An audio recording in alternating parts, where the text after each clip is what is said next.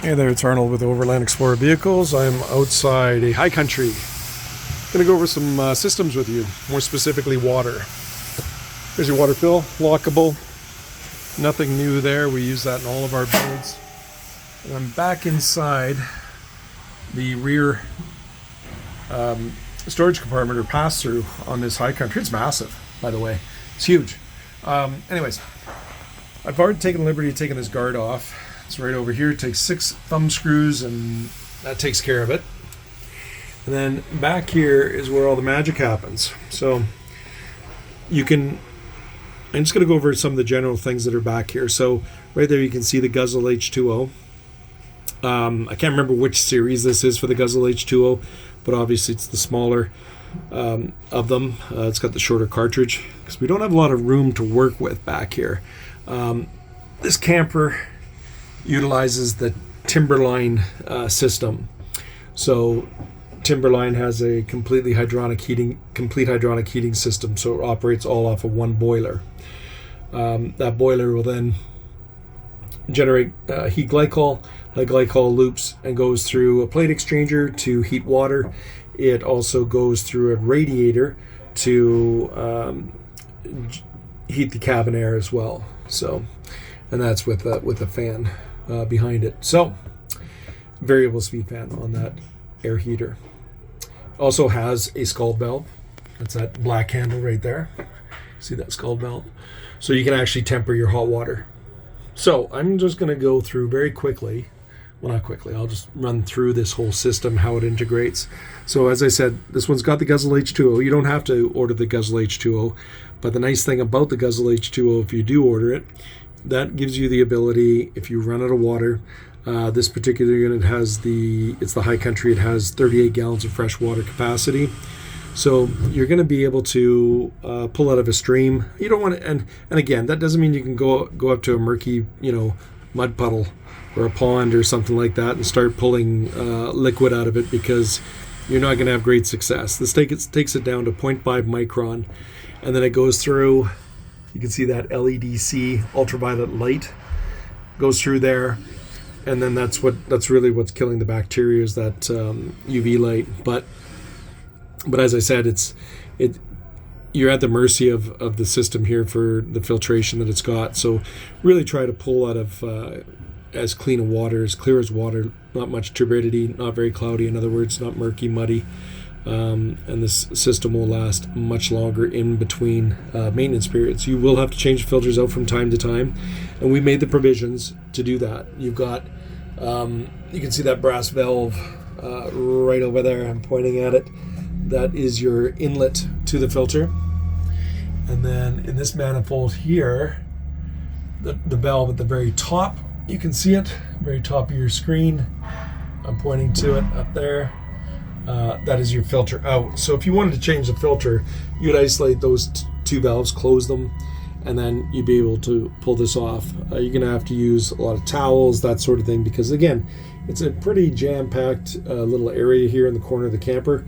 We don't have a lot of room to work on these things, but we tried to make this as user-friendly as possible for maintenance purposes, and I think it's actually turned out pretty darn good. So let's talk about how this all works. So you've got your water tank. It's actually back. It's back here. Knocking on it, you can hear it. That's the water tank. So the water's coming in,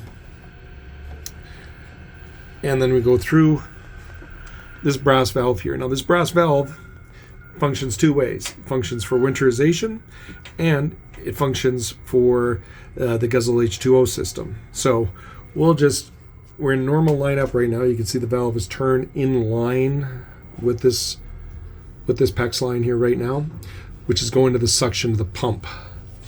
Pull that over, there's a suction of the pump, there's a screen there, you can actually change that out on occasion. Then it's going back to that filter in valve. There's a T that goes up, so it'll actually take a slipstream of water that'll actually be going through that filter. Then you've got on the horizontal here, it's coming back around, and it's going through this isolation valve, past there, and it keeps going. And as it's going, goes up to this manifold here. Okay, so up at the top of this manifold, you've got your filter out, shut off, as I mentioned before. Then you got another valve right here. It's hard to see. Hopefully you're able to see it right here. So again, vertical to tank. If that tank is in the vertical, or that valve handle is in the vertical position, which it's not, it's in the horizontal right now. Vertical, it's going back to the tank, and then horizontal, it's going to the faucet. So right now it's lined up to go to the faucet. Now, if it was vertical to the tank, that would, when you want to go take it vertical to the tank, that's when you're going to be using your Guzzle H2O out of a stream. So you have that lined up vertically, and you come back here. Remember that one valve I was telling you about, used for winterization and or your Guzzle H2O. So you'd hook up a hose to this, take this cap off, line this up, this valve here, you bring it up, just like that. And then that valve, or that line, pardon me, that hose would be going off to a stream. So now you're lined up, pulling water out of the stream. And then it would go right back to the tank, the way you had that valved over here, go right back to the tank to fill up the tank. So the water's just going to come down through here, through this hose. And if you follow that hose, it goes right back up into the tank. So that's it. That's pretty simple. Otherwise, your Guzzle H2O system, on the discharge side of your Guzzle H2O system, we've not talked about that. On the discharge of your UV light there, and coming back through, and that's going through your filter out. That's that valve up there, okay? Which is actually going to the faucet now, the way everything's lined up. So that takes care of that. The next thing I want to talk about is these scald valve and how that actually works. So that same line that is actually going from off the discharge of the pump, going back up to that manifold that we talked about. It's got a little T in it right there.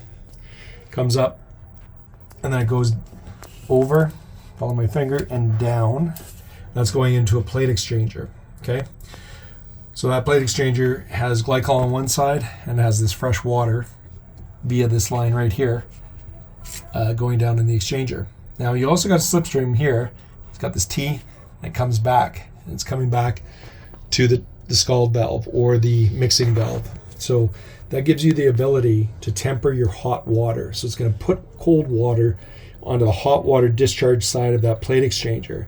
So you can adjust how hot the water is coming out of all your faucets, your shower, etc., etc. And that's basically it. There's not much to it. It's pretty darn simple. So let's talk about winterization. Winterization is pretty darn easy. You're going to, if you got the Guzzle H2O system, you're going to shut off your filter in. You're going to close that. You're going to come back over here, and your filter out valve up top, you're going to close that. So now your Guzzle H2O is completely isolated from the pump, and then we're actually going to drain that. And then your water tank itself, water tank drain right here, this handle, this valve, you're just going to open it. It's closed right now. You open it and it just drains through the underside of the camper. So that'll drain the tank. Then right here, talked about this valve, two purposes: pulling water out of a stream for the Guzzle H2O system, or winterizing. So you can, again, same thing, turn this valve, line it up to this cap, pull the cap off. There's a hose that comes with the camper, and then you have a plumber's antifreeze bottle. It's a 4-liter jug. Put the other end of the hose into that jug, just set it right here, and then go ahead and activate all your water sources. So your cold and your hot at your sink, your shower, and your outside shower. Cycle through those just till you see pink coming through. Once you see pink coming through, you are winterized. You're done. That's it. Come back, reinstall the cap. I always leave the valve up or lined up to the cap. That way I know, just by looking at it, that's the last setting it was, then I know it was set for winterization. And that is pretty much it. If you got any questions, we're easy to find. We're easy to get a hold of. Let us know. Happy to help.